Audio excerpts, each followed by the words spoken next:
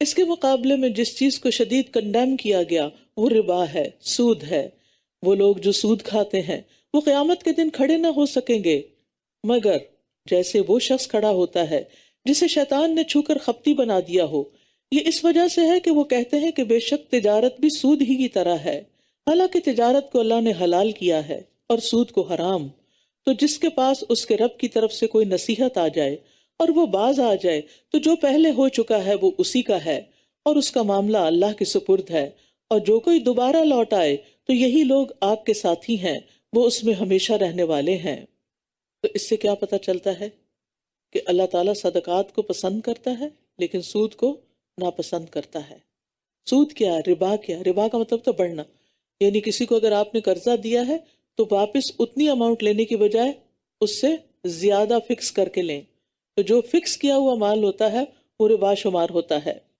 اور یہاں اس آیت سے یہ بھی پتہ چلتا ہے کہ شیطان انسان کو نقصان پہنچانے کی کوشش کرتا ہے، خصوصاً اس کے دماغ پہ حملہ آور ہوتا ہے، اسے چوکے مارتا ہے، غصہ دلاتا ہے، اسی لیے من ہمزات الشیاطین سے پناہ مانگی گئی ہے۔ پھر اسی طرح شیطان انسان کو بھلواتا بھی ہے۔ حضرت ایوب علیہ السلام نے کہا تھا انی مسنی الشیطان بنصب وعذاب، بے شک شیطان نے مجھے بڑا دکھ اور تکلیف پہنچائی ہے، یعنی بعض بیماریوں کا سبب بھی شیطان بنتا ہے۔ اور یاد رکھیے اس آیت میں سود خوروں کے لیے وعید بھی ہے۔ جابر رضی اللہ عنہ کہتے ہیں رسول اللہ صلی اللہ علیہ وسلم نے لعنت فرمائی سود کھانے والے پر، سود دینے والے پر، سود لکھنے والے پر اور سودی لین دین کے گواہوں پر، اور آپ نے فرمایا وہ سب گناہ میں برابر ہیں۔ پھر فرمایا یمحق اللہ الربا ویربی الصدقات، اللہ سود کو مٹاتا ہے اور صدقات کو بڑھاتا ہے، اور اللہ کسی بھی ناشکرے سخت گناہگار کو پسند نہیں کرتا۔ یعنی انسان مالدار ہو کر محتاج کو قرض بھی مفت میں نہ دے، جب تک کہ سود نہ لے تو یہ نعمت کی سخت ناشکری ہے۔ ان الذین آمنوا وعملوا الصالحات، بے شک وہ لوگ جو ایمان لائے اور انہوں نے نیک اعمال کیے اور نماز قائم کی اور زکوٰۃ ادا کی، ان کے لیے ان کا اجر ان کے رب کے پاس ہے، ان پر کوئی خوف نہ ہوگا اور نہ ہی وہ غمگین ہوں گے۔ اے لوگو جو ایمان لائے ہو اللہ سے ڈرو، اور سود میں سے جو لوگوں کے ذمہ باقی رہ گیا ہو اسے چھوڑ دو اگر تم واقعی مومن ہو۔ پھر اگر تم ایسا نہیں کرتے تو جان لو کہ تمہارے لیے اللہ اور اس کے رسول کی طرف سے اعلان جنگ ہے، اور اگر تم توبہ کر لو تو تمہارے اصل مال تمہارے لیے ہیں، نہ تم ظلم کرو گے اور نہ تم پر ظلم کیا جائے گا۔ یعنی اگر تم نے سود نہ چھوڑا تو اللہ اور رسول کی طرف سے اعلان جنگ ہے۔ یہ وہ وعید ہے جو کسی اور جرم کے بارے میں نہیں دی گئی اتنے واضح الفاظ میں۔ پھر فرمایا اور اگر وہ مقروض تنگ دست ہو تو آسانی تک مہلت دینا ہوگی، اور اگر تم اصل قرض یعنی صدقہ کر دو تو وہ تمہارے لیے بہتر ہے اگر تم جانتے ہو، یعنی تنگ دست کو مہلت دو یا اس کا قرضہ ہی معاف کر دو، کیونکہ جاہلیت میں قرض ادا نہ کرنے کی صورت میں سود در سود سے اصل رقم میں اضافہ ہوتا جاتا تھا۔ بعض اوقات تھوڑی سی رقم ایک پہاڑ بن جاتی تھی، جو اصل مال ہوتا تھا اس سے کئی گنا زیادہ لوٹانا پڑتا تھا اور ادائیگی ناممکن ہو جاتی۔ تو مہلت دینے کا اجر بہت بڑا ہے، کیونکہ آپ صلی اللہ علیہ وسلم نے فرمایا قرض چکانے کی مدت تک اسے قرض کے برابر صدقے کا ثواب ملے گا۔ اگر آپ نے کسی کو قرض دیا تو جب تک وہ اس کے پاس ہے ہر روز آپ کے نامہ اعمال میں صدقہ لکھا جا رہا ہے اس اماؤنٹ کا، اور اگر قرض چکانے کی مدت کے آنے پر مہلت دے تو اسے قرض سے دگنا صدقے کا ثواب ملے گا۔ نبی صلی اللہ علیہ وسلم نے فرمایا جس نے اپنے قرض دار کو مہلت دی یا قرض معاف کر دیا تو اللہ تعالیٰ اسے قیامت کے دن اپنا سایہ عطا فرمائے گا۔ واتقوا یوما ترجعون فیہ الی اللہ، اور اس دن سے ڈرو جس میں تم سب اللہ کی طرف لوٹائے جاؤ گے، پھر ہر شخص کو جو اس نے کمایا پورا پورا بدلہ دے دیا جائے گا اور وہ ظلم نہ کیے جائیں گے۔ اب قرآن مجید کی سب سے طویل لمبی آیت آ رہی ہے، آیت دین۔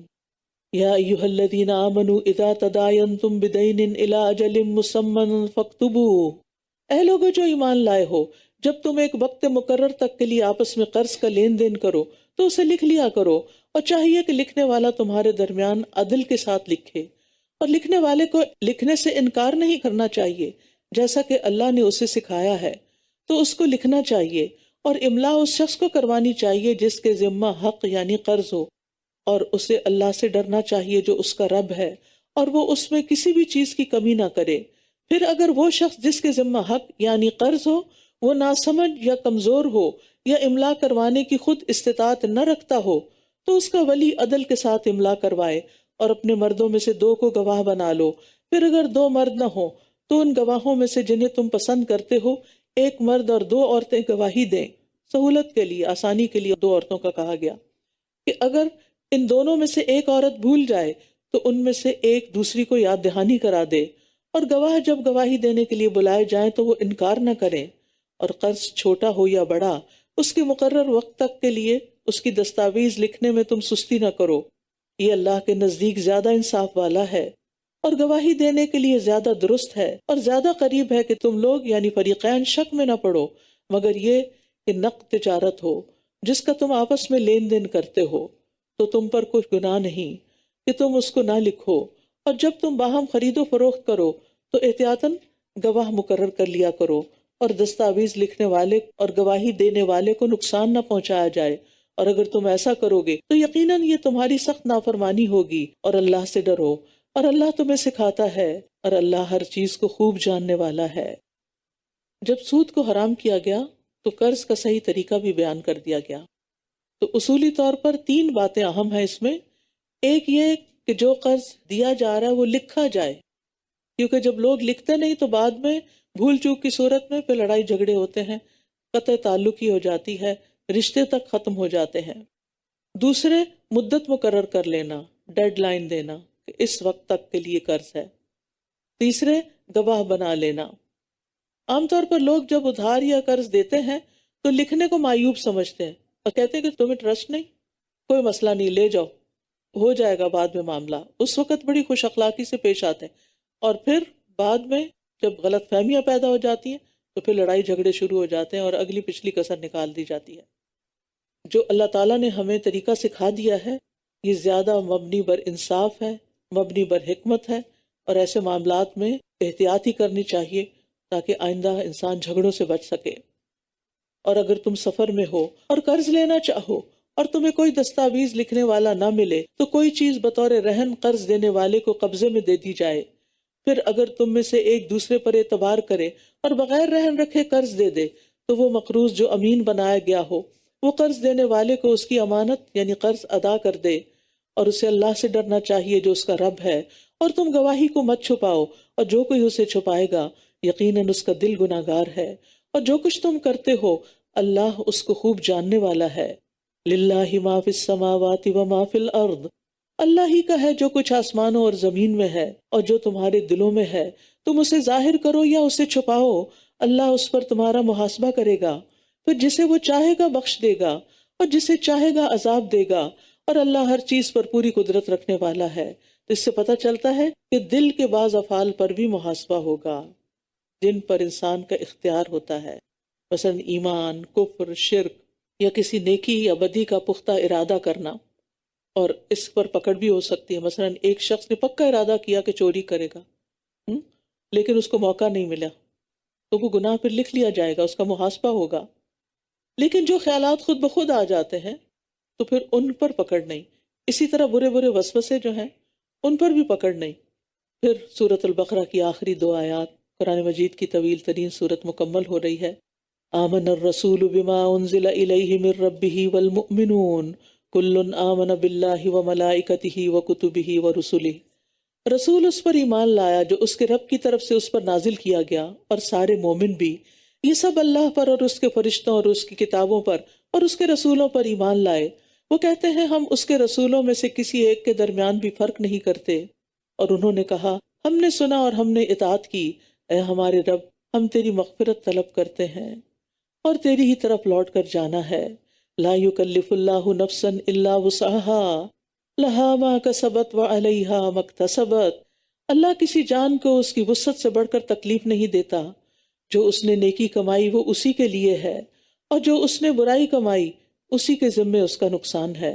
اے ہمارے رب اگر ہم بھول جائیں یا ہم خطا کریں تو ہمارا مواخذہ نہ کرنا، ہمیں نہ پکڑنا۔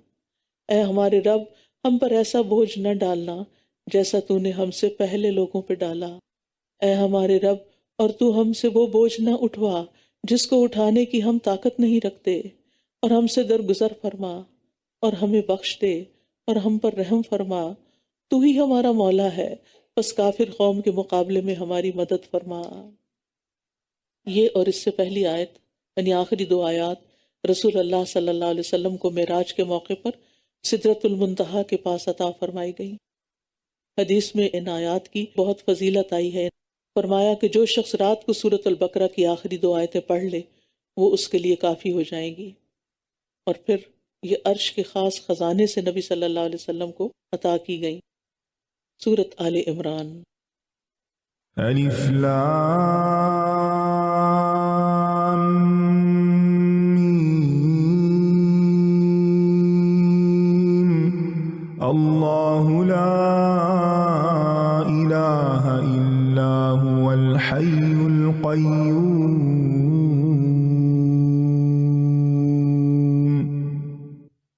سورۃ آل عمران اہم صورتوں میں سے ایک ہے۔ ابو امامہ رضی اللہ عنہ کہتے ہیں کہ رسول اللہ صلی اللہ علیہ وسلم نے فرمایا، قرآن کو سیکھو کیونکہ یہ قیامت کے دن اپنے پڑھنے والوں کی سفارش کرے گا۔ چاہتے ہیں آپ سفارش؟ تو اس کو پڑھا کریں۔ دو روشن صورتیں یعنی سورۃ البقرہ اور سورۃ آل عمران کو سیکھو کیونکہ یہ دونوں صورتیں قیامت کے دن سائبانوں کی شکل یا پرندوں کی دو صف بستہ ٹولیوں کی شکل میں آئیں گی اور اپنے پڑھنے والوں کا دفاع کریں گی، ان کو پروٹیکٹ کریں گی۔ الف لام میم۔ اللہ لا الہ الا هو الحی القیوم۔ اللہ اس کے سوا کوئی معبود نہیں، وہ ہمیشہ سے زندہ سب کو قائم رکھنے والا ہے۔ یہ دونوں نام بہت اہم نام ہیں۔ ان ناموں کے ساتھ جب اللہ تعالیٰ کو پکارا جاتا ہے تو دعائیں قبول ہوتی ہیں۔ ان دونوں ناموں سے دعا کرنی چاہیے۔ حضرت انس کہتے ہیں کہ میں نبی صلی اللہ علیہ وسلم کے ساتھ تھا کہ ایک آدمی نے دعا کی، کہا یا بدیع السماوات یا حی یا قیوم انی اسألک، اے آسمانوں کو عدم سے وجود میں لانے والے، اے زندہ، اے قائم رہنے والے، میں تجھ سے سوال کرتا ہوں۔ تو آپ نے فرمایا کیا تمہیں معلوم ہے کہ اس نے کس چیز کے ساتھ دعا کی؟ قسم ہے اس ذات کی جس کے قبضے میں میری جان ہے، اس نے اللہ کو اس کے اس نام سے پکارا ہے کہ جب اس نام سے اس کو پکارا جاتا ہے تو وہ قبول فرماتا ہے۔ تو یا حی یا قیوم برحمتک استغیث کہہ کے اللہ کو پکار کے فریادیں کیا کریں۔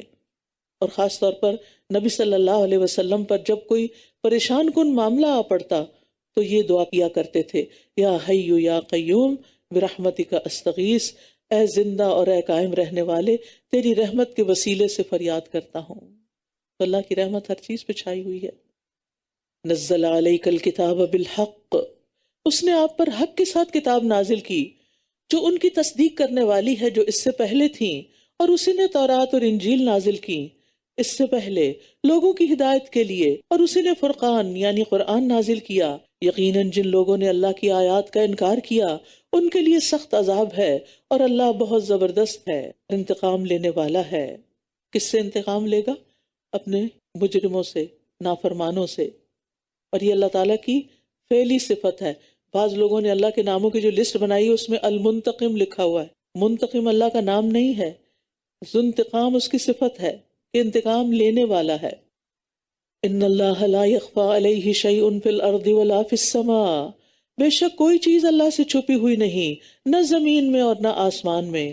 اس سے کیا پتہ چلتا ہے کہ ہمارے اعمال میں سے بھی کچھ اللہ سے چھپا ہوا نہیں۔ کوئی بھی گناہ کرنے لگے تو ایسی جگہ سوچیں جہاں آپ اللہ کی نگاہ سے چھپ سکیں۔ ہے کوئی جگہ دنیا میں؟ کہیں بھی نہیں۔ وہی ہے جو رحموں میں تمہاری صورت بناتا ہے جس طرح وہ چاہتا ہے، اس کے سوا کوئی معبود نہیں، بہت زبردست خوب حکمت والا ہے۔ تو ہماری صورتیں کس نے بنائی؟ اللہ نے۔ لہٰذا کسی کی بھی صورت کا مذاق نہ بنائیں، کیونکہ وہ اس نے خود نہیں بنائی، وہ اللہ نے بنائی ہے۔ لہٰذا کسی کو دیکھ کے ہنسے نہیں، اور کوئی ریشسٹ کامنٹ پاس نہیں کریں، اور تبصرے نہیں کریں کہ فلاں کا ناک ایسا، فلاں کی آنکھیں چنی، فلاں کی ہونٹ ایسے، فلاں کا رنگ ایسا۔ اس بات پہ تبصرہ کرنا چھوڑ دیں، اس کو اپنی گفتگو سے بالکل آؤٹ کر دیں، اور اگر کوئی اور بات کر رہا ہو تو اس کو بالکل انکریج نہ کریں، اور سیریسنس کا مظاہرہ کریں کہ تم کر کیا رہے ہو؟ اللہ کی بنائی ہوئی چیز کا مذاق اڑا رہے ہو، اس پہ تم تنقید کر رہے ہو، اس کے نقص نکال رہے ہو۔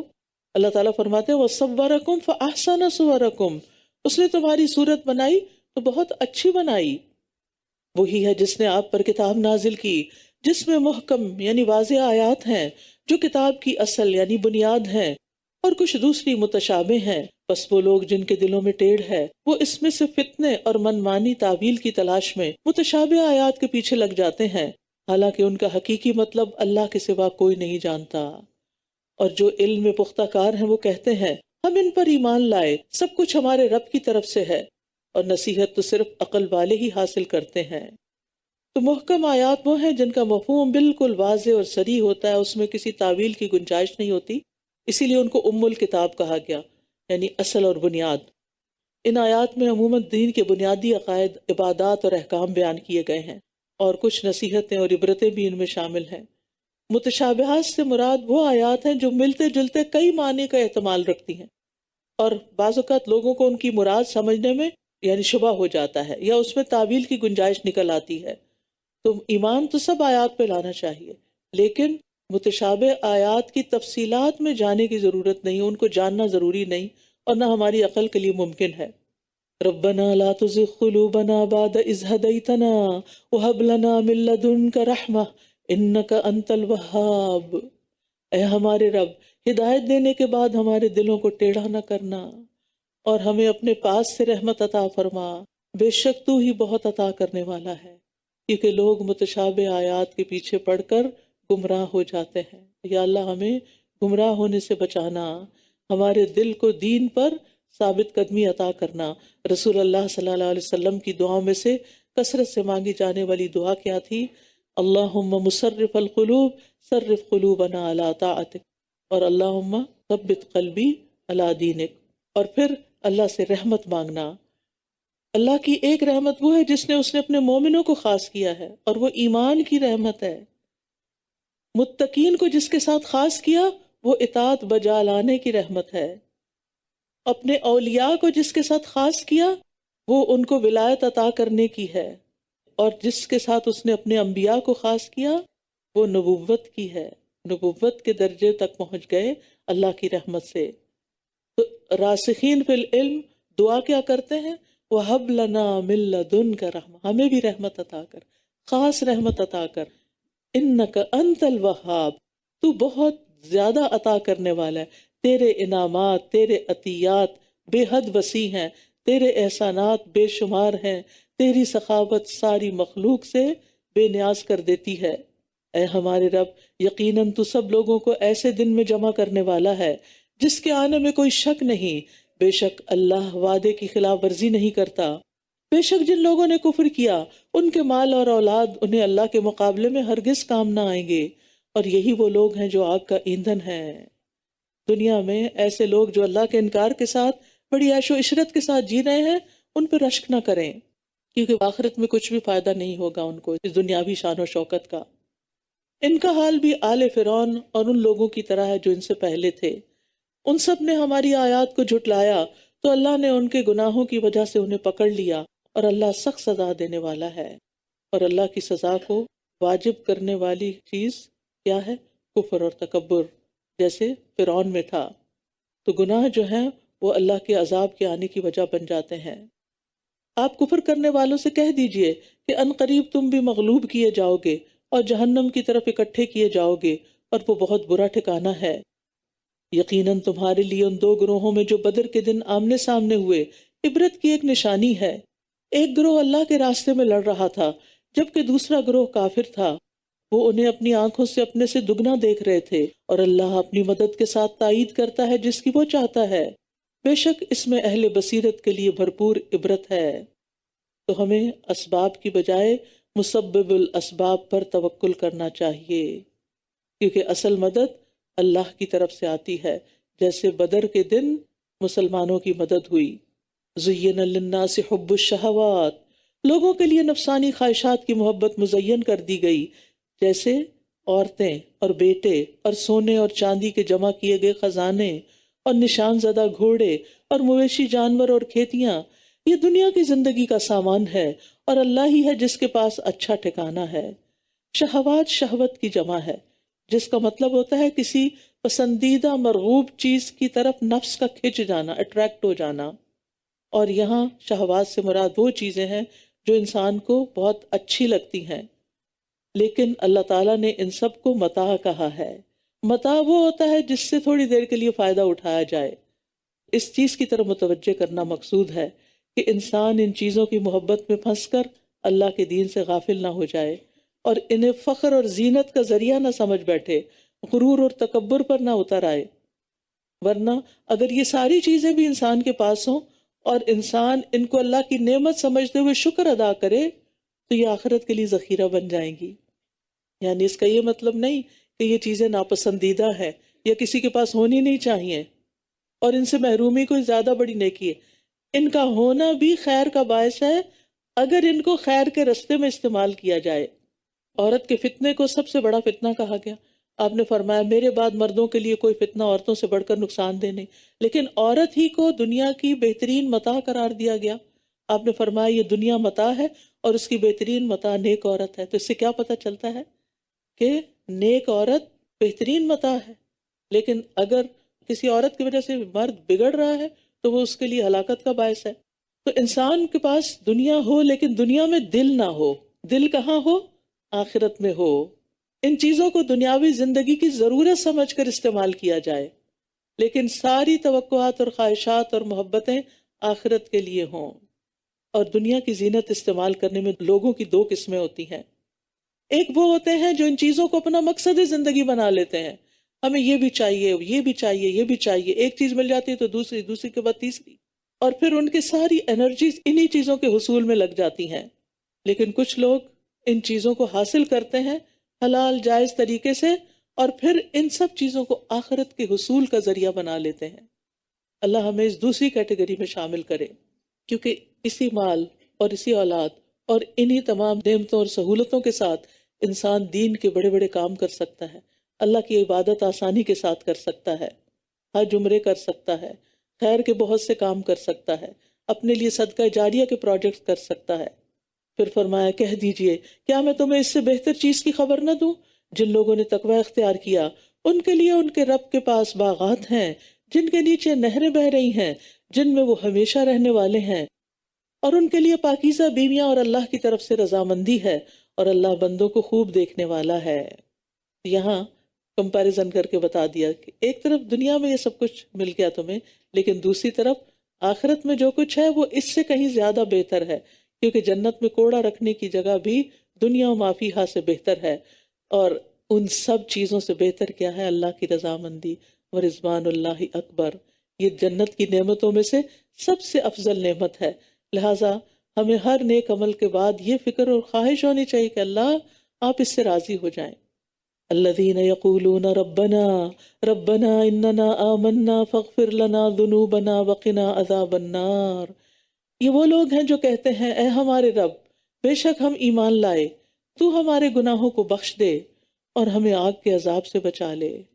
اس سے کیا پتہ چلتا ہے کہ نیک عمل کے وسیلے سے دعا کرنی چاہیے۔ یہاں وہ ایمان کا واسطہ دے کر دعا کرے، اللہ ہم ایمان لے آئے ہیں، اب آپ ہمیں بخش دیں۔ یعنی اس طرح سے بھی دعا قبول ہوتی ہے، جیسے وہ غار میں پھنسنے والوں نے اپنے نیک اعمال کو وسیلہ بنا کے دعا کی تھی۔ کون ہیں یہ ایمان لانے والے اور ان کے کیا ہیں نیک اعمال؟ الصابرین والصادقین والقانتین والمنفقین والمستغفرین بالاسحار، جو صبر کرنے والے، سچ بولنے والے اور اطاعت کرنے والے، اللہ کی راہ میں خرچ کرنے والے اور سحری کے اوقات میں استغفار کرنے والے ہیں۔ اللہ ہمیں یہ ساری صفات عطا کر دے۔ صادق وہ ہوتے ہیں جن کی نیتیں بھی سچی ہوں، اعمال بھی کھرے ہوں، ان کے دل اور زبانیں مستقیم ہوں، چھپے ہوئے اور اعلانیہ سب کاموں میں سچے ہوں، رب کے فرما بردار ہوں، قانتین ہوں، متقین ہوں۔ متقین وہ ہیں جو اللہ کی اطاعت میں جہاں جہاں اللہ نے جو کرنے کا حکم دیا اللہ کی خاطر کرتے ہیں۔ اور رات کا آخری حصہ کیوں اہم ہے؟ نبی صلی اللہ علیہ وسلم نے فرمایا جب رات کا پہلا تہائی حصہ گزر جاتا ہے تو اللہ تعالیٰ آسمان دنیا پر نزول کرتے ہیں اور فرماتے ہیں میں بادشاہ ہوں، کون ہے جو مجھ سے دعا کرے کہ میں اسے قبول کر لوں؟ کون ہے جو مجھ سے سوال کرے کہ میں اسے عطا کر دوں؟ کون ہے جو مجھ سے بخشش طلب کرے کہ میں اسے بخش دوں؟ بس مسلسل طلوع فجر تک ایسے ہی ہوتا رہتا ہے، لہٰذا اس وقت سے فائدہ اٹھانا ہے۔ شہد اللہ انہ لا الہ الا هو والملائکۃ واولو العلم قائما بالقسط لا الہ الا هو العزیز الحکیم۔ اللہ نے گواہی دی کہ اس کے سوا کوئی معبود نہیں، اور فرشتوں اور اہل علم نے بھی، اور یہ کہ وہ انصاف پر قائم ہے، اس کے سوا کوئی معبود نہیں، بہت زبردست خوب حکمت والا ہے۔ اور ہم سب کی بھی یہی گواہی ہے۔ ان الدین عند اللہ الاسلام، بے شک اللہ کے نزدیک دین تو اسلام ہی ہے۔ اور اہل کتاب نے علم آ جانے کے بعد محض باہمی ضد کی بنا پہ اختلاف کیا، اور جو اللہ کی آیات کا انکار کرے تو یقیناً اللہ جلد حساب لینے والا ہے۔ یاد رکھیے اللہ نے جتنے بھی انبیاء بھیجے سب کا دین اسلام تھا، اور اہل کتاب نے حقیقت جان لی کہ نبی صلی اللہ علیہ وسلم جو دین پیش کر رہے ہیں وہ اسلام ہی ہے، اور آپ اللہ کے سچے اور آخری نبی ہیں، لیکن حسد، بغض اور اناد کی بنا پر انہوں نے اس سے انحراف کر لیا۔ پھر اگر وہ آپ سے جھگڑا کریں تو آپ کہہ دیجئے کہ میں نے اپنا چہرہ اللہ کے سپرد کر دیا، اور اس نے بھی جس نے میری پیروی کی۔ اور اہل کتاب اور امی یعنی ان پڑھ لوگوں سے پوچھئے کہ کیا تم اسلام لاتے ہو؟ پھر اگر وہ اسلام لے آئیں تو یقیناً وہ ہدایت پا گئے، اور اگر وہ منہ موڑ جائیں تو بے شک آپ کے ذمہ صرف پہنچا دینا ہے، اور اللہ بندوں کو خوب دیکھنے والا ہے، یعنی پھر وہ خود ان سے نپٹ لے گا۔ بے شک وہ لوگ جو اللہ کی آیات کا انکار کرتے ہیں اور نبیوں کو ناحق قتل کرتے ہیں، اور لوگوں میں سے جو انصاف کرنے کا حکم دیتے ہیں انہیں بھی قتل کر دیتے ہیں، تو آپ انہیں دردناک عذاب کی خوشخبری دے دیجئے۔ یہی وہ لوگ ہیں جن کے اعمال دنیا اور آخرت میں برباد ہو گئے، اور ان کے لیے کوئی بھی مددگار نہ ہوگا۔ یہ بہت بڑا جرم ہے جو اعمال کو بھی برباد کر دیتا ہے۔ کیا آپ نے ان لوگوں کو نہیں دیکھا جو کتاب کا کچھ حصہ دیے گئے تھے، وہ باہمی جھگڑوں میں فیصلے کے لیے کتاب اللہ کی طرف بلائے جاتے ہیں تاکہ وہ ان کے درمیان فیصلہ کرے؟ پھر ان میں سے ایک گروہ منہ پھیر لیتا ہے، اور وہ ہیں ہی روگردانی کرنے والے۔ یہ اس وجہ سے ہے کہ وہ کہتے ہیں کہ ہمیں چند گنے ہوئے دنوں کے سوا آگ ہرگز نہ چھوئے گی، اور انہیں ان کے دین کے بارے میں ان باتوں نے دھوکے میں مبتلا کر رکھا ہے جو وہ خود گھڑتے ہیں، خود ساختہ دین بنا رکھا ہے، خود فریبی۔ پھر کیا حال ہوگا جب ہم انہیں ایسے دن میں جمع کریں گے جس کے آنے میں کوئی شک نہیں، اور ہر شخص کو اس کی کمائی کا پورا پورا بدلہ دے دیا جائے گا، اور ان پر ظلم نہ کیا جائے گا۔ قل اللہم مالک الملک تؤتی الملک من تشاء وتنزع الملک ممن تشاء وتعز من تشاء وتذل من تشاء بیدک الخیر انک علی کل شیء قدیر۔ کہہ دیجئے اے اللہ، ساری بادشاہت کے مالک، جسے تو چاہتا ہے بادشاہت عطا کرتا ہے، اور جس سے تو چاہتا ہے بادشاہت چھین لیتا ہے، اور جسے تو چاہتا ہے عزت دیتا ہے، اور جسے تو چاہتا ہے ذلت دیتا ہے۔ ساری بھلائی تیرے ہی ہاتھ میں ہے، بے شک تو ہر چیز پر پوری طرح قدرت رکھنے والا ہے۔ تو ہی رات کو دن میں داخل کرتا ہے اور دن کو رات میں داخل کرتا ہے، اور تو ہی زندہ کو مردہ سے نکالتا ہے اور مردہ کو زندہ سے نکالتا ہے، اور تو جسے چاہتا ہے بے حساب رزق عطا کرتا ہے۔ لا يتخذ المؤمنون الکافرین اولیاء من دون المؤمنین، مومنوں کو چھوڑ کر کافروں کو دلی دوست نہ بنائیں، اور جو ایسا کرے گا تو وہ اللہ کی طرف سے کسی چیز یعنی حمایت میں نہیں، مگر یہ کہ تم ان کے شر سے بچو جیسا کہ بچنے کا حق ہے، اور اللہ تمہیں اپنی ذات سے ڈراتا ہے، اور اللہ ہی کی طرف پلٹنا ہے۔ یعنی مومنوں کے سوا کسی کو دلی رازدان نہ بناؤ، گہری دوستی نہ کرو، لیکن ان سے مدارات اور اچھا سلوک اور مہربانی کا معاملہ کر سکتے ہو، تعلقات رکھ سکتے ہو، میل جول اور لین دین ہو سکتا ہے۔ نبی صلی اللہ علیہ وسلم کا ہر طرح کے لوگوں کے ساتھ میل جول تھا اور لین دین تھا، لیکن اس چیز سے منع کیا گیا ہے کہ جس میں انسان مسلمانوں کے راز دوسروں کو دے دے۔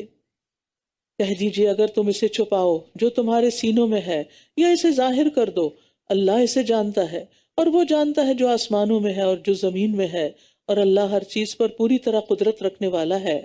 وہ دن جس میں ہر شخص نیکی اور برائی میں سے جو بھی اس نے عمل کیا ہوگا اپنے سامنے موجود پائے گا، وہ چاہے گا کاش اس کے درمیان اور اس کی برائی کے درمیان دور کا فاصلہ ہوتا، اور اللہ تمہیں اپنی ذات سے ڈراتا ہے، اور اللہ بندوں پر بہت شفقت کرنے والا ہے۔ اب یہ 2 بار آ گئی یہ بات کہ اللہ اپنی ذات سے تمہیں ڈراتا ہے، لہٰذا ہمیں کیا کرنا چاہیے؟ ڈرنا چاہیے، اللہ کی رحمت کی امید بھی ہونی چاہیے، اور ساتھ ساتھ ڈر بھی ہونا چاہیے، تاکہ ہمارے اعمال درست رہیں۔ کیونکہ ہوتا یہ ہے کہ کچھ کام ڈر کے بغیر نہیں ہوتے، یہ ہماری کمزوری ہے، ہماری سائیکالوجی ایسے ہے کہ جب تک ہمیں کوئی پریشر نہیں ہوتا، جب تک کوئی خوف نہیں ہوتا تو بعض کام ہم کرتے نہیں ہیں۔ قل ان کنتم تحبون اللہ فاتبعونی یحببکم اللہ ویغفر لکم ذنوبکم واللہ غفور الرحیم۔ کہہ دیجیے اگر تم اللہ سے محبت کرتے ہو تو میری پیروی کرو، یعنی رسول اللہ صلی اللہ علیہ وسلم کی۔ اللہ تم سے محبت کرے گا اور وہ تمہارے گناہوں کو بخش دے گا، اور اللہ بہت بخشنے والا نہایت رحم کرنے والا ہے۔ اللہ کی محبت کا دعویٰ تو سبھی کرتے ہیں، اہل کتاب بھی، مشرکین بھی، سب، لیکن اس دعوے کو سچا کرنے کے لیے ایک پروف چاہیے، اور وہ ہے کہ محمد صلی اللہ علیہ وسلم پر ایمان ہے یا نہیں، اور ان کی تعلیمات پر عمل ہے یا نہیں، سنت کی پیروی ہے یا نہیں۔ شاہ عبد القادر کہتے ہیں جو کوئی کسی کی محبت کا دعویٰ کرے تو اس طرح محبت کرے جس طرح محبوب چاہے، نہ کہ جس طرح اس کا اپنا جی چاہے، اور اسی طرح چاہے تو محبوب اس کو چاہے، یعنی جب وہ ایسا کرے گا تو پھر رب بھی اس سے راضی ہوگا۔ اسی طرح یہ خطاب ہم سب سے بھی ہے کہ اس خالی زبانی محبت کا دعویٰ کافی نہیں، زبانی کلامی اظہار محبت کافی نہیں، بلکہ اپنے اقوال اور افعال سے ثبوت دینا ہوگا، اور دین میں بدعات بھی ایجاد نہیں کرنی، کیونکہ سنت کی پیروی کرنے کو کہا جا رہا ہے، اپنی مرضی کا پیرالل دین بنانے کو نہیں۔ نبی صلی اللہ علیہ وسلم نے فرمایا جو میری سنت پر عمل نہ کرے وہ مجھ سے نہیں۔ اللہ اور اس کے رسول کی محبت عمل کا مطالبہ کرتی ہے۔ قل اطیعوا اللہ والرسول فإن تولوا فإن اللہ لا يحب الکافرین۔ کہہ دیجئے اللہ اور رسول کی اطاعت کرو، پھر اگر وہ منہ پھیر جائیں تو یقیناً اللہ کفر کرنے والوں سے محبت نہیں کرتا۔ یہاں کفر کس کو کہا جا رہا ہے؟ اطاعت سے منہ موڑنے والے کے عمل کو۔ اور یہاں پر آپ دیکھیے کہ اللہ کی اطاعت کے ساتھ الرسول یعنی محمد صلی اللہ علیہ وسلم کی اطاعت کا الگ سے حکم دیا جا رہا ہے۔ اللہ کی اطاعت بھی کرو اور رسول کی اطاعت بھی کرو، اور اگر منہ موڑتے ہو تو پھر تمہارا یہ طرز عمل قابل قبول نہیں۔ ان اللہ اصطفى آدم ونوحا وآل ابراہیم وآل عمران علی العالمین۔ بے شک اللہ نے آدم اور نوح کو اور آل ابراہیم اور آل عمران کو تمام جہانوں پر چن لیا۔ نبی صلی اللہ علیہ وسلم کس آل میں سے تھے؟ آل ابراہیم میں سے تھے۔ نوح علیہ السلام آدم علیہ السلام سے تھے، ابراہیم علیہ السلام نوح علیہ السلام سے تھے، آل عمران آل ابراہیم سے تھے۔ ایسی نسل جن میں سے بعض کی اولاد ہے، اور اللہ خوب سننے والا خوب جاننے والا ہے۔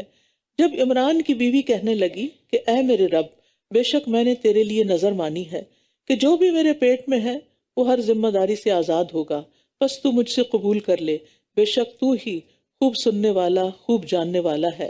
پھر جب اس نے اس کو جنم دیا تو کہنے لگی اے میرے رب، میں نے تو ایک لڑکی کو جنم دیا ہے، حالانکہ اللہ کو خوب معلوم تھا جو اس نے جنا، اور لڑکا لڑکی کی طرح نہیں ہوتا، اور میں نے اس کا نام مریم رکھا ہے، اور میں اسے اور اس کی اولاد کو شیطان مردود سے تیری پناہ میں دیتی ہوں۔ اس سے پتہ چلتا ہے کہ پیدائش کے ساتھ ہی نام رکھا جا سکتا ہے، 7ویں دن کا ضروری نہیں کہ انتظار کیا جائے۔ نبی صلی اللہ علیہ وسلم نے فرمایا تھا آج رات میرے گھر بچہ پیدا ہو، میں نے اپنے باپ ابراہیم علیہ السلام کے نام پر اس کا نام رکھا ہے۔ چنانچہ اس کے رب نے اسے اچھی طرح قبول کر لیا اور اس کی بہت اچھی پرورش کی، اور زکریا کو اس کا کفالت کرنے والا بنا دیا۔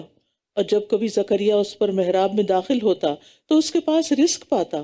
وہ کہتا اے مریم، یہ تیرے لیے کہاں سے آتا ہے؟ وہ کہتی یہ اللہ کے پاس سے ہے، بے شک اللہ جسے چاہتا ہے بے حساب رزق دیتا ہے۔ یہ زکریا علیہ السلام کون تھے؟ یہ وہی اللہ کے نبی ہیں۔ عام قول کے مطابق یہ ان کے خالو تھے، مگر صحیح بات یہ ہے کہ وہ مریم علیہ السلام کے بہنوئی تھے۔ اس کی دلیل حدیث معراج سے ملتی ہے، جس میں دوسرے آسمان پر رسول اللہ صلی اللہ علیہ وسلم کی یحییٰ اور عیسیٰ علیہ السلام سے ملاقات کا ذکر ہے، اور وہاں وضاحت آتی ہے کہ یہ دونوں خالہ زاد بھائی تھے۔ تو خالہ زاد بھائی اسی صورت میں ہو سکتے ہیں کہ جب دو بہنوں کے بچے ہوں۔ اور یہاں پر آپ دیکھیے کہ عبادت خانے میں نماز پڑھنے کے دوران ہی اللہ تعالیٰ نے فرشتوں کے ذریعے انہیں بیٹے کی خوشخبری دی، اور اس کا نام پیدا ہونے سے پہلے ہی رکھ دیا گیا، یحییٰ رکھا گیا نام۔ اس سے بھی پتہ چلتا ہے کہ پیدائش سے پہلے بھی نام سلیکٹ کر سکتے ہیں۔ ہنالک دعا زکریا ربہ، جب زکریا علیہ السلام نے حضرت مریم کی یہ ساری کرامتیں دیکھی تو انہیں شوق آیا کہ میں بھی اللہ سے یہاں اولاد مانگ لوں، جبکہ وہ ایک طویل عرصے سے مانگ رہے تھے۔ وہی زکریا علیہ السلام نے اپنے رب سے دعا مانگی، کہا اے میرے رب، مجھے اپنے پاس سے پاکیزہ اولاد عطا کر، بے شک تو ہی دعا کا خوب سننے والا ہے۔ تو فرشتوں نے اس کو پکارا جب وہ محراب میں کھڑا نماز پڑھ رہا تھا کہ اللہ تجھے یحییٰ کی خوشخبری دیتا ہے، جو اللہ کے ایک کلمہ یعنی عیسیٰ کی تصدیق کرنے والا ہوگا، اور سردار اور نہایت پاک باز اور صالحین میں سے ایک نبی ہوگا۔ اس نے کہا اے میرے رب، میرے ہاں لڑکا کیسے ہوگا جبکہ مجھے بڑھاپا آ پہنچا ہے اور میری بیوی بھی بانجھ ہے؟ فرمایا اسی طرح اللہ جو چاہتا ہے کرتا ہے۔ اس نے کہا اے میرے رب، میرے لیے کوئی نشانی مقرر کر دیجئے۔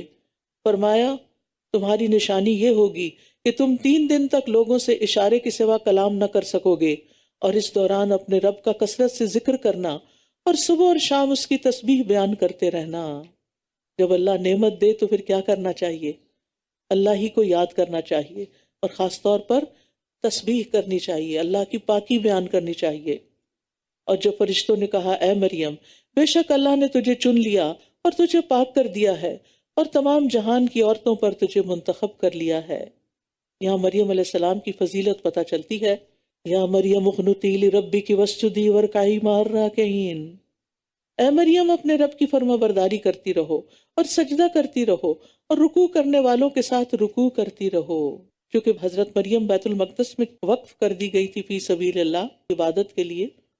اس دور میں لوگ اپنی اولاد کو بھی اس طرح وقف کر دیتے تھے کہ اپنے کاموں سے ان کو آزاد کر دیتے تھے کہ یہ صرف دین کے کاموں کے لیے خاص ہے، تو وہ وہیں پر ہی رہتی تھی دن رات محراب میں، اور بیت المقدس کی خادمہ بھی تھیں، تو اس لیے انہیں جماعت کے ساتھ نماز پڑھنے کا حکم ہوا۔ اب اس سے وہ لوگ سمجھ جائیں جو کہتے ہیں کہ عورتوں کو جماعت میں یا مسجد نہیں جانا چاہیے، وہ مسجد میں رہ بھی سکتی ہے، اعتکاف بھی کر سکتی ہے، اور جماعت سے نماز بھی پڑھ سکتی ہے۔ وَارْکَعِی مَعَ الرَّاکِعِینَ، یہ غیب کی خبروں میں سے ہے جسے ہم آپ کی طرف وحی کر رہے ہیں، ورنہ آپ ان کے پاس نہ تھے جب قرعہ اندازی کے لیے وہ اپنی قلمیں ڈال رہے تھے کہ ان میں سے کون مریم کی کفالت کرے گا، اور نہ ہی آپ ان کے پاس تھے جب وہ باہم جھگڑ رہے تھے۔ قرعہ اندازی کی ضرورت اس لیے پیش آئی کہ مریم جو تھیں وہ یہودیوں کے بہت بڑے عالم عمران کی بیٹی تھیں۔ جب ان کی والدہ نے انہیں اپنی نظر سے آگاہ کیا تو عبادت گاہ کے خدام میں جھگڑا ہو گیا۔ ہر کوئی پھر یہ چاہتا تھا کہ یہ اگر اللہ کے راستے میں دی جانے والی ہے اور ہمارے امام کی بیٹی ہے تو پھر ہمیں اس کی سرپرستی اور نگرانی کا شرف حاصل ہونا چاہیے، تو اس لیے انہوں نے قرعہ اندازی کی، اور قرعہ زکریا علیہ السلام کے نام نکلا۔ جب فرشتوں نے کہا اے مریم، بے شک اللہ تجھے اپنی طرف سے ایک کلمے کی خوشخبری دیتا ہے، یعنی عیسیٰ علیہ السلام کی، اس کا نام مسیح عیسیٰ ابن مریم ہوگا، جو دنیا اور آخرت میں بڑے مرتبے والا ہوگا اور اللہ کے مقرب بندوں میں سے ہوگا، اور وہ لوگوں سے پنگوڑے میں اور پختہ عمر میں کلام کرے گا اور صالح لوگوں میں سے ہوگا۔ بولی اے میرے رب، میرے ہاں کوئی بچہ کس طرح ہوگا حالانکہ مجھے کسی انسان نے چھوا تک نہیں؟ فرمایا اسی طرح اللہ پیدا کرتا ہے جو وہ چاہتا ہے، جب وہ کسی کام کا فیصلہ کر لیتا ہے تو بے شک وہ اس کے لیے کہتا ہے کہ ہو جا تو وہ ہو جاتا ہے، کن فیکون۔ اللہ کے لیے کچھ بھی کرنا مشکل نہیں، امپاسبل نہیں۔ وَيُعَلِّمُهُ الْكِتَابَ وَالْحِكْمَةَ وَالتَّوْرَاةَ وَالْإِنْجِيلَ، اور وہ اسے کتاب اور حکمت اور تورات اور انجیل کی تعلیم دے گا، اور وہ بنی اسرائیل کی طرف ایک رسول ہوگا۔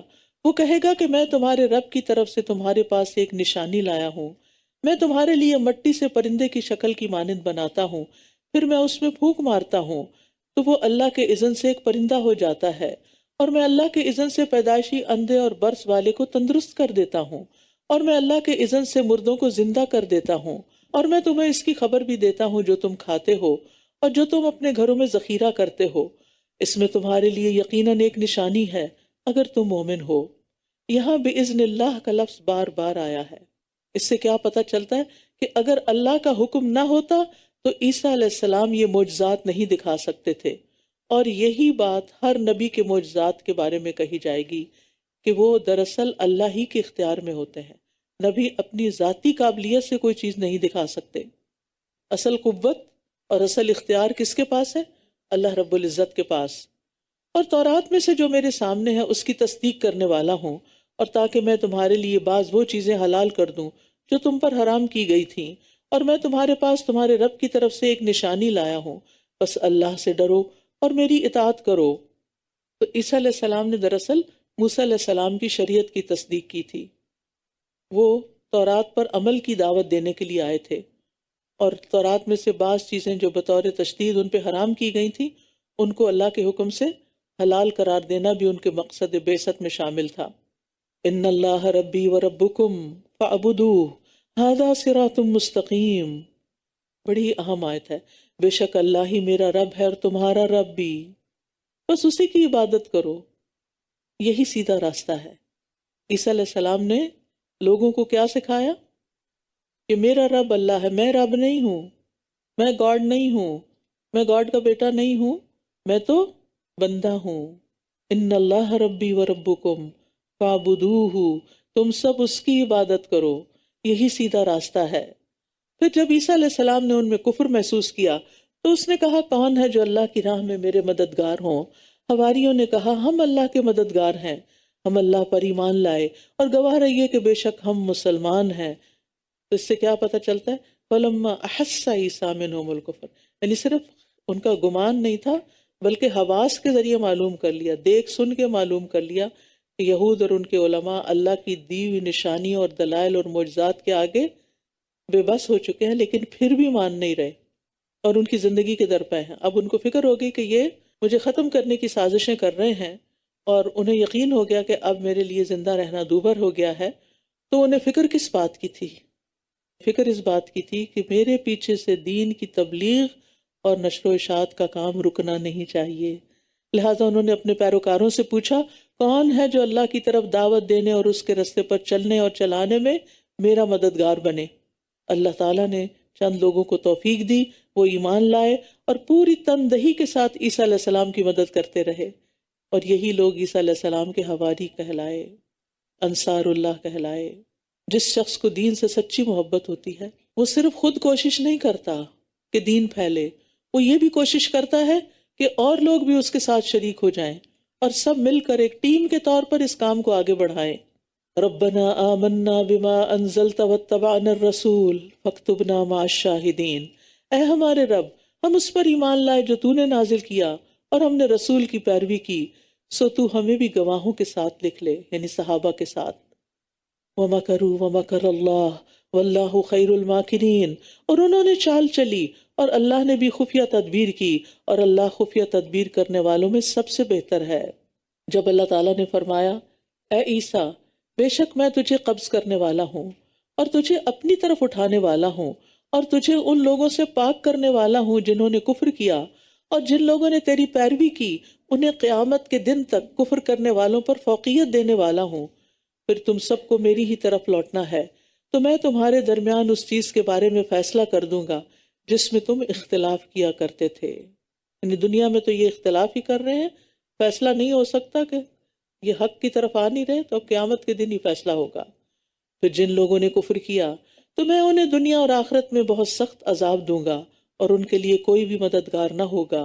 اور رہے وہ لوگ جو ایمان لائے اور انہوں نے نیک عمل کیے تو وہ انہیں ان کے اجر پورے پورے دے گا، اور اللہ ظالموں سے محبت نہیں کرتا.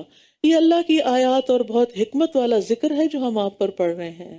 بیچ میں ریمائنڈر دے دیا گیا، یہ سب باتیں حق پر مبنی ہیں، اللہ تعالیٰ کی آیات ہیں، اللہ کی طرف سے آئی ہیں، یاد دہانی ہے اور حکمت پر مبنی ہے.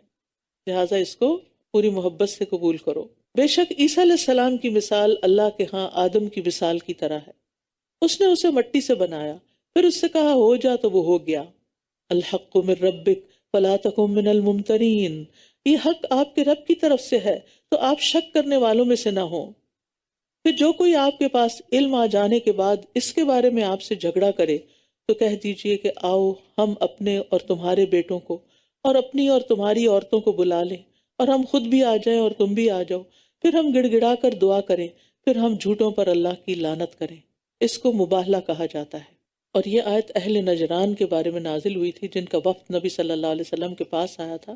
آپ نے ان کو اسلام کی تبلیغ کی، تعلیم دی، دعوت دی، مسلمان ہونے کی دلائل دیے اور یہ ساری باتیں بتائیں ان کو، لیکن اس کے باوجود وہ نہیں مانے. تو پھر حق کو واضح کرنے کے لیے ان کو یہ دعوت دی گئی کہ پھر آؤ ہم دعا کرتے ہیں کہ جو جھوٹا اس پہ اللہ کی لعنت ہو. تو حذیفہ رضی اللہ عنہ کہتے ہیں کہ عاقب اور السید نجران والے رسول اللہ صلی اللہ علیہ وسلم کے پاس آئے. وہ آپ سے مباہلہ کا ارادہ رکھتے تھے، تو ان میں سے ایک نے دوسرے سے کہا ایسا مت کرو، کیونکہ اللہ کی قسم اگر یہ نبی ہوئے اور ہم نے مباہلہ کر لیا تو ہم فلاح نہیں پائیں گے اور نہ ہمارے بعد کی نسل. تو دونوں نے کہا آپ نے ہم سے جو مطالبہ کیا ہم آپ کو دیں گے، یعنی نبی صلی اللہ علیہ وسلم سے کہا. اور آپ ہمارے ساتھ کوئی امین آدمی بھیج دیں، اور کسی اور کو نہیں، صرف امانت دار کو بھیجیں۔ تو آپ نے کس کو بھیجا تھا؟ آپ نے فرمایا اے ابو عبیدہ بن جراح اٹھو۔ جب وہ کھڑے ہوئے تو آپ نے فرمایا یہ اس امت کا امین ہے۔ تو ابن عباس کہتے ہیں کہ اگر وہ لوگ نبی صلی اللہ علیہ وسلم سے مباہلہ کر لیتے تو اس حال میں واپس جاتے کہ نہ اپنے اہل و عیال کو پاتے اور نہ مال کو، تباہ ہو جاتے۔ ان ھذا لہو القصص الحق، بلا شبہ یہ بالکل سچا بیان ہے، اور اللہ کے سوا کوئی معبود نہیں، اور بے شک اللہ وہ بہت زبردست خوب حکمت والا ہے۔ پھر اگر وہ منہ موڑ جائیں تو بے شک اللہ فساد کرنے والوں کو خوب جانتا ہے۔ اس سے کیا پتہ چلتا ہے؟ حق سے منہ موڑنا ہی فساد برپا کرنا ہے، کیونکہ اس سے انسان نہ صرف یہ کہ خود گمراہی کے راستے پہ چلتا ہے بلکہ دوسروں کو بھی بھٹکا دیتا ہے۔ کہہ دیجئے اے اہل کتاب، آؤ ایک ایسی بات کی طرف جو ہمارے اور تمہارے درمیان مشترک ہے، یہ کہ ہم اللہ کے سوا کسی کی عبادت نہ کریں اور اس کے ساتھ کسی کو بھی شریک نہ ٹھہرائیں، اور ہم میں سے کوئی بھی اللہ کو چھوڑ کر کسی دوسرے کو رب نہ بنائے۔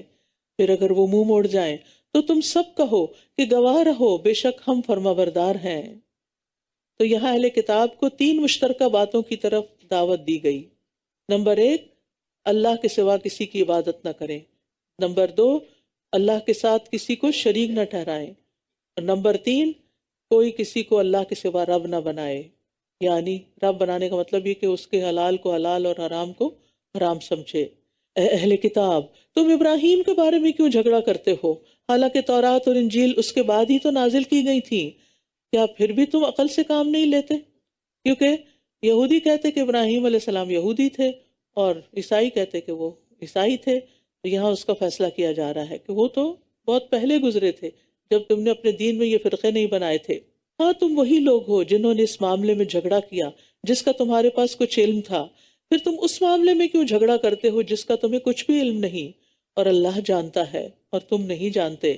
ما کان ابراہیم یہودیا ولا نصرانیا، ابراہیم نہ تو یہودی تھے نہ عیسائی، بلکہ وہ تو یکسو مسلمان تھے اور وہ شرک کرنے والوں میں سے نہ تھے۔ بے شک سب لوگوں میں ابراہیم کے قریب تر تو وہ لوگ ہیں جنہوں نے اس کی پیروی کی، اور یہ نبی اور وہ لوگ بھی جو آپ پر ایمان لائے، اور اللہ مومنوں کا دوست ہے۔ مطلب یہ ہے کہ اگر تم اس معنی میں ابراہیم علیہ السلام کو یہودی اور نصرانی کہتے ہو کہ ان کی شریعت تمہاری شریعت سے ملتی جلتی ہے، تو یہ بھی غلط ہے، کیونکہ ابراہیم علیہ السلام کے پیروکاروں کے بعد ان کے سب سے زیادہ قریب یہ نبی محمد صلی اللہ علیہ وسلم اور ان پر ایمان لانے والے ہیں۔ تو اس اعتبار سے مسلمانوں کو یہ کہنے کا حق زیادہ پہنچتا ہے کہ ہم اس طریقے پر ہیں جس پر ابراہیم علیہ السلام تھے۔ نبی صلی اللہ علیہ وسلم نے فرمایا ہر نبی کے لیے نبیوں میں سے کچھ دوست ہیں جن سے اس کا خصوصی تعلق ہوتا ہے، اور میرا خاص تعلق والا دوست میرا باپ اور میرے رب کا خلیل ہے، یعنی ابراہیم علیہ السلام ہے۔ اہل کتاب میں سے ایک گروہ چاہتا ہے کہ کاش وہ تمہیں گمراہ کر دے، حالانکہ وہ خود اپنے آپ ہی کو گمراہ کر رہے ہیں اور وہ شعور نہیں رکھتے، یعنی وہ خود کو حق پہ سمجھتے ہیں اور تمہیں حق سے ہٹانا چاہتے ہیں، حالانکہ وہ خود گمراہی پر ہیں۔ اے اہل کتاب، تم کیوں اللہ کی آیات کا انکار کرتے ہو حالانکہ تم ان کی سچائی کی گواہی دیتے ہو؟ اے اہل کتاب، تم حق کو باطل کے ساتھ کیوں خلط ملط کرتے ہو، اور تم حق کو چھپا جاتے ہو حالانکہ تم جانتے ہو۔ اور اہل کتاب میں سے ایک گروہ نے کہا کہ جو ایمان والوں پر نازل کیا گیا ہے اس پر دن کے شروع میں ایمان لے آؤ اور اس کے آخر میں اس کا انکار کر دو، شاید کہ یہ اس دین سے پلٹ جائیں۔ اصل میں کمزور ایمان والے مسلمانوں کے دلوں میں اسلام کے بارے میں شکوک و شبہات پیدا کرنے کے لیے یہ اہل کتاب مختلف سازشیں کرتے رہتے تھے، اور یہ بھی اس سلسلے کی ایک سازش ہے جس کا یہاں ذکر کیا گیا کہ صبح کے وقت پیغمبر پر ایمان کا اظہار کرو، شام کو انکار کر دو اور کہو کہ ہمیں تو اس دین میں کچھ نظر نہیں آیا، تاکہ جو دوسرے مسلمان ہیں، ابھی نئے نئے مسلمان ہوئے، وہ بھی سوچنے لگے کہ یہ پڑھے لکھے لوگ ہیں، کتاب جانتے ہیں، اور یہ اس سے الگ ہو گئے ہیں، تو کوئی خرابی تو ہوگی نا، کوئی تو قصور ہوگا اس میں، لہٰذا ہم بھی پیچھے ہٹ جائیں۔ تو یہ ہوتا ہے فساد۔ اور کسی کی بات کا یقین نہ کرو سوائے اس کے جو تمہارے دین کی پیروی کرے، کہہ دیجئے بے شک اصل ہدایت تو اللہ ہی کی ہدایت ہے۔ ان الہدی ھدی اللہ، کہیں ایسا نہ ہو کہ کسی اور کو بھی ویسی چیز دے دی جائے جو تمہیں دی گئی، یا جس کی وجہ سے یہ تمہارے رب کے پاس تم پر حجت قائم کر سکیں۔ کہہ دیجئے بے شک فضل اللہ ہی کے ہاتھ میں ہے، وہ جسے چاہتا ہے عطا کرتا ہے، اور اللہ وسعت والا خوب علم والا ہے۔ یختص برحمتہ من یشاء واللہ ذو الفضل العظیم، وہ اپنی رحمت کے ساتھ خاص کر لیتا ہے جسے وہ چاہتا ہے، اور اللہ بڑے فضل والا ہے۔ اور اہل کتاب میں سے کوئی ایسا ہے کہ اگر آپ اسے ایک خزانہ بطور امانت دیں تو وہ اسے آپ کو واپس کر دے گا، اور ان میں سے کوئی ایسا ہے کہ اگر آپ اسے ایک دینار بھی بطور امانت دیں تو وہ کبھی آپ کو واپس نہیں کرے گا مگر یہ کہ آپ اس کے سر پہ کھڑے رہیں۔ یہ اس وجہ سے کہ ان کا کہنا یہ ہے کہ ہم سے امیوں کے بارے میں یعنی عربوں کے بارے میں کوئی مواخذہ نہیں ہوگا، اور وہ اللہ پر جھوٹ کہتے ہیں حالانکہ وہ جانتے ہیں۔ یہاں اللہ تعالیٰ کا انصاف ملاحظہ فرمائیں کہ اہل کتاب کی مذمت کے دوران بھی اگر ان کے کچھ لوگوں میں کوئی خوبی تھی تو اس کا اعتراف فرمایا، مذمت صرف ان کی جو اس کے حقدار تھے۔ اس کے بارے میں وہ واقعہ آپ کو یاد ہوگا جو صحیح بخاری میں تفصیلاً آتا ہے، جس میں بنی اسرائیل کے ایک شخص نے دوسرے اسرائیلی سے 1000 دینار قرض مانگا، پھر پہنچانے کے لیے کشتی نہ ملی تو لکڑی میں ڈال کر سمندر کے حوالے کر دیا، اور پھر بعد میں خود بھی لے کر حاضر ہوا، مگر دوسرے نے بھی امانت کا مظاہرہ کیا اور کہا کہ تمہاری بھیجی ہوئی لکڑی مجھے مل گئی اور رقم مل گئی ہے۔ ایسے لوگ بھی تھے بنی اسرائیل میں سے ہی۔ بلا من اوفا بعہدہ واتقا فإن اللہ یحب المتقین، کیوں نہیں، مواخذہ تو ہوگا، ہاں جس نے اپنا عہد پورا کیا اور تقوی اختیار کیا تو یقیناً اللہ متقی لوگوں سے محبت کرتا ہے۔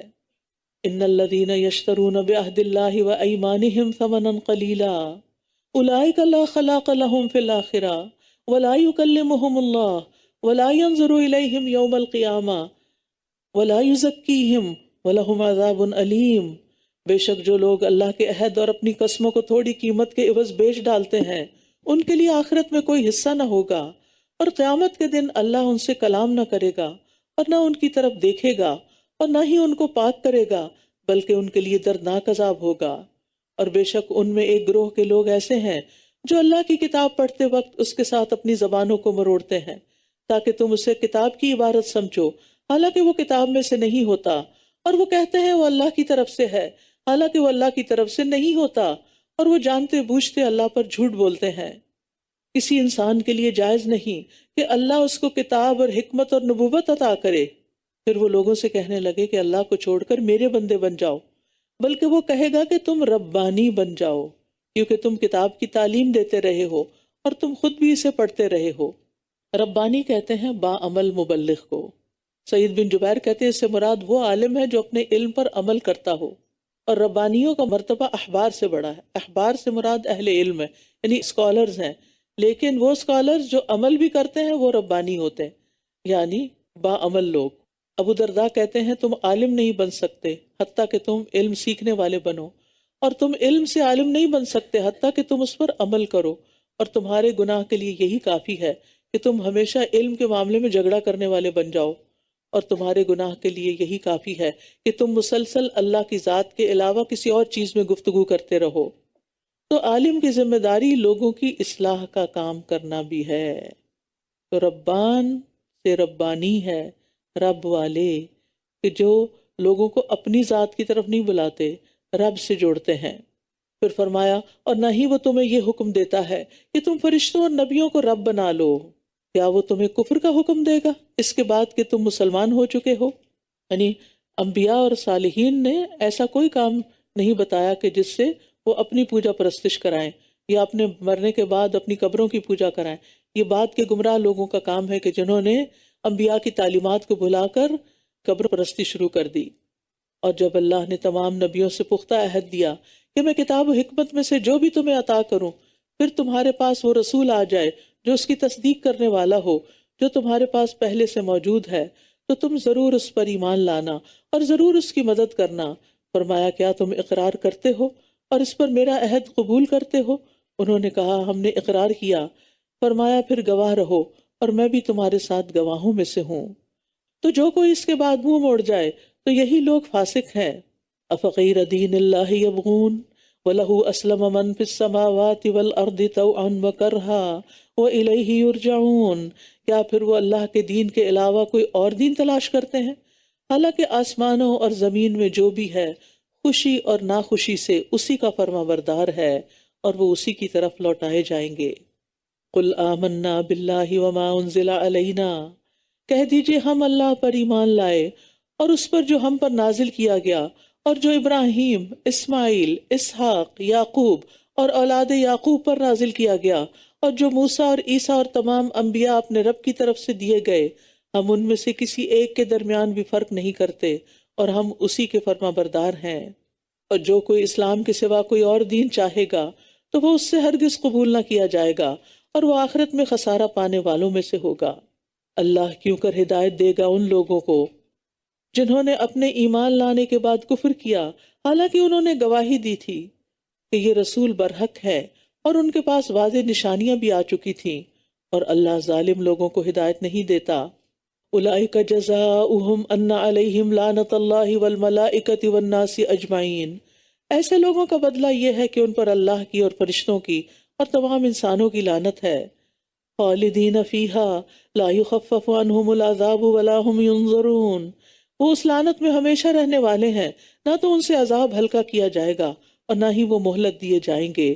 الا الذین تابوا من بعد ذلک واصلحوا فان اللہ غفور الرحیم، مگر جن لوگوں نے اس کے بعد توبہ کی اور اصلاح کر لی تو بے شک اللہ بہت بخشنے والا، نہایت رحم کرنے والا ہے۔ بے شک جن لوگوں نے اپنے ایمان لانے کے بعد کفر کیا پھر وہ کفر میں بڑھتے چلے گئے تو ان کی توبہ ہرگز قبول نہ کی جائے گی، اور یہی لوگ دراصل گمراہ ہیں۔ ان الذین کفروا وماتوا وهم کفار فلن يقبل من احدهم ملء الارض ذهبا ولو افتدى به اولئک لهم عذاب علیم وما لهم من ناصرین، بے شک جن لوگوں نے کفر کیا اور وہ اس حال میں مرے کہ وہ کافر تھے تو ان میں سے کسی ایک سے بھی زمین بھر سونا ہرگز قبول نہ کیا جائے گا، اگرچہ وہ اسے فدیے میں دینا چاہے۔ یہی لوگ ہیں جن کے لیے دردناک عذاب ہے اور ان کے لیے کوئی بھی مددگار نہ ہوگا۔ تو اس سے مراد وہ لوگ ہیں جو کفر کی روش اختیار کریں اور کفر کی حالت میں ہی فوت ہو جائیں۔ قیامت کے دن زمین بھر سونا بدلے میں دے کر چھوٹنا چاہیں تو نہ چھوٹ سکیں گے۔